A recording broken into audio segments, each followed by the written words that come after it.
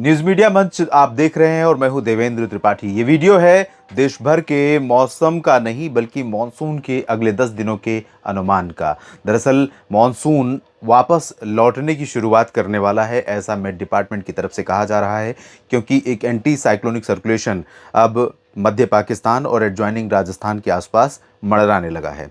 लेकिन अभी जो कंडीशन है, अभी जो सिस्टम बने हुए हैं, उनका प्रभाव जारी है लगातार, और न सिर्फ पूरब में बल्कि पश्चिम में भी लगातार बारिश हो रही है। वजह यह है कि महाराष्ट्र से लेकर के जो ट्रफ छत्तीसगढ़ तक दिख रही है, लगभग महाराष्ट्र से लेकर बिहार के बीच में एक ट्रफ रेखा बनी हुई है। जो सिस्टम है, लो प्रेशर सर्कुलेशन बना था जो पूर्वी उत्तर प्रदेश एडजॉइनिंग प्लेसेस पर है, उस सिस्टम से एक ट्रफ रेखा बनी हुई महाराष्ट्र तक, जिसके कारण बिहार और महाराष्ट्र का जो पूरा स्ट्रेच है, जिसमें कुछ झारखंड और कुछ छत्तीसगढ़ के रीजन भी शामिल हैं, कुछ मध्य प्रदेश, और लेकिन महाराष्ट्र में इधर और उधर बिहार में ज़्यादा गतिविधियां देखने को मिल रही हैं। और सबसे बड़ी बात यह है कि अरब सागर और बंगाल की खाड़ी और ज़्यादा उग्र होती हुई दिखाई दे रही है। कंडीशंस फेवरेबल हो रही हैं आने वाले दिनों में स्ट्रॉन्ग वेदर सिस्टम बनने की। सर्कुलेशन एक फॉर्म हो चुका है बंगाल की खाड़ी में, और धीरे धीरे वो लगातार प्रभावी होता चला जाएगा, उत्तर की तरफ बढ़ता चला जाएगा। अभी ये कहना कि वो साइक्लोन बनेगा, ये जल्दबाजी है, लेकिन कंडीशंस कुछ इसी के अनुकूल दिखाई दे रही हैं। और फिलहाल अगले 10 दिनों में किस तरह का मौसम रहेगा या मानसून का परफॉर्मेंस रहेगा, इसकी बात करें उससे पहले पिछले 24 घंटों में कहां पर भारी बारिश हुई है, आंकड़े एक बार आपको दिखा देते हैं, क्योंकि कई जगहों पर भारी बारिश के दृश्य आपके मोबाइल फ़ोन पर, टीवी चैनलों में लगातार दिख रहे हैं, जिसमें महाराष्ट्र में नागपुर सबसे अधिक प्रभावित क्षेत्र है। आज के 24 घंटों में छत्तीसगढ़ का दुर्ग सबसे अधिक वर्षा वाला स्थान रहा। 170 मिलीमीटर की वर्षा रिकॉर्ड की गई। नागपुर में 117 मिलीमीटर की बारिश हुई, लेकिन दृश्य जो तस्वीरें आ रही हैं वो नागपुर की ज़्यादा आ रही हैं बनिस्बत छत्तीसगढ़ के दुर्ग की। हो सकता है कि जहां पर ये वेदर सिस्टम लगा हुआ है नागपुर में, वहां पर बारिश का आंकड़ा थोड़ा कम रहा हो, किसी और रीजन में ज़्यादा बारिश गिरी हो। ऐसा स्वाभाविक है, ऐसा होता है कई बार। ये एक्सपीरियंस वर्सेस एक्चुअल सिचुएशन में बहुत फ़र्क होता है, चाहे वो एक दिन की बात हो या महीने की बात हो या पूरे सीज़न की बात हो, किसी राज्य की बात हो या ज़िले की बात हो। तो ये इस तरह की स्थिति हो सकती है, और या हो सकता है कि वाकई में ऐसी सिचुएशन हो कि दुर्ग में इतनी ज़्यादा बारिश हुई हो, और कई बार ड्रेनेज यानी पानी निकलने की व्यवस्था जो है किसी ज़िले, किसी शहर, किसी गांव में किस तरह की है, भारी बारिश के बाद उस पर निर्भर करता है कि पानी लगता है, रुकता है या पानी निकल जाता है। ये भी बहुत मायने रखता है।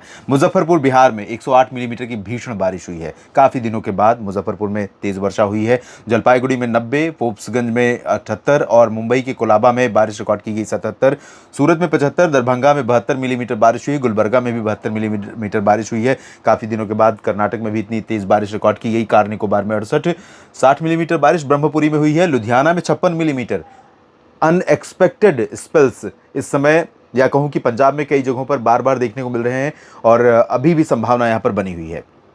वलपराई में 51, हडबे में 50 और कलिम्पोंग में भी 50 मिलीमीटर बारिश हुई है। 44 भोपाल में, डायमंड हार्बर, नैनकौरी में 43, 41 मिलीमीटर बारिश चेरापूंजी और डेहरी में रिकॉर्ड की गई है। और सांगली में 39, गोंदिया में 35, 33 मिलीमीटर बारिश मांडला और सिलीगुड़ी में रिकॉर्ड की गई। मुरादाबाद में 31 और आदिलाबाद कोंटाई में 30 मिलीमीटर बारिश, 29 मिलीमीटर बारिश हुई है। बारामती और नासिक में, गया में 28, पोर्ट ब्लेयर में 28, 27 अमृतसर में, बरेली में 26 और गैंगटोक में 26, साथ ही साथ परभनी में भी 26 मिलीमीटर बारिश हुई है।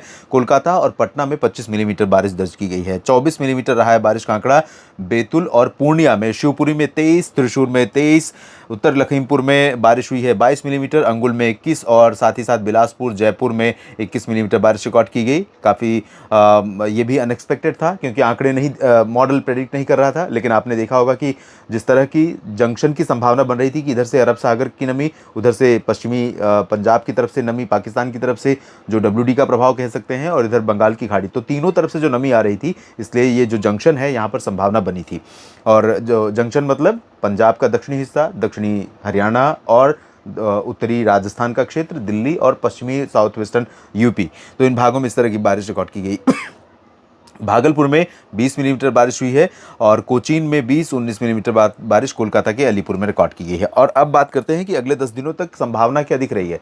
यहाँ पर मॉडल में आप देखें तो ये दो पोर्शन, 10 दिन मतलब आज है 23, और 10 दिन का मतलब हो गया लगभग 2 और 3 अक्टूबर का समय। और उस दौरान तक भारत में कई हिस्सों में व्यापक वर्षा होने की संभावना है, जिसमें मध्य भारत भी शामिल है, साउथ पेनिनसुलर रीजन भी शामिल है, पूर्वी और पूर्वोत्तर भारत तो है ही है, उत्तर भारत भी अछूता नहीं है। ये अलग बात है कि इंटेंसिटी या क्वांटिटी उत्तर भारत के भागों में बहुत ज़्यादा नहीं दिखाई दे रही है। लेकिन अगर मेट डिपार्टमेंट की माने, अगर यहाँ पर एंटी साइक्लोनिक सर्कुलेशन उस पर्टिकुलर हाइट पर यहाँ स्टेब्लिश हो जाता है और जो पूर्वी हवाएं हैं या दक्षिण पश्चिमी हवाएं हैं, इनको वो रिप्लेस करता है पश्चिमी हवाओं से, तो निश्चित तौर पर मानसून वापस लौटना शुरू कर देगा। हो सकता है किसी पर्टिकुलर ब्लॉक तक ये हवाएं सेट हो जाएं, लेकिन बाकी जगहों तक इन हवाओं का जोर पहुंचता रहे, तो जिन जगहों तक ये हवाएं पहुंचेंगी उन जगहों तक बारिश का क्रम लगातार बना रहेगा। और आपको ये भी बता दूं कि अब संकेत ये मिल रहे हैं, दोनों मॉडल इंडिकेट करने लगे हैं, ECMWF भी और GFS भी, कि बंगाल की खाड़ी और अरब सागर दोनों जगहों पर आने वाले एक सप्ताह 10 दिन के भीतर सिस्टम बनने वाले हैं। और सर्कुलेशन तो फॉर्म हो चुका है उत्तरी अंडमान सागर पर, जो आगे बढ़ते हुए इंटेंसिफाई होगा, और यही सिस्टम उत्तरी बंगाल की खाड़ी के मध्य भागों तक पहुंचने के बाद प्रभावशाली हो सकता है, डिप्रेशन या डीप डिप्रेशन या फिर तूफान की इंटेंसिटी में ये लैंडफॉल कर सकता है किसी भी भारतीय तट के पास से या फिर पूर्वोत्तर भारत की तरफ और म्यांमार की तरफ। डिपेंड करेगा इसका जो फॉर्मेशन कब होता है, कहाँ पर होता है साइक्लोन की,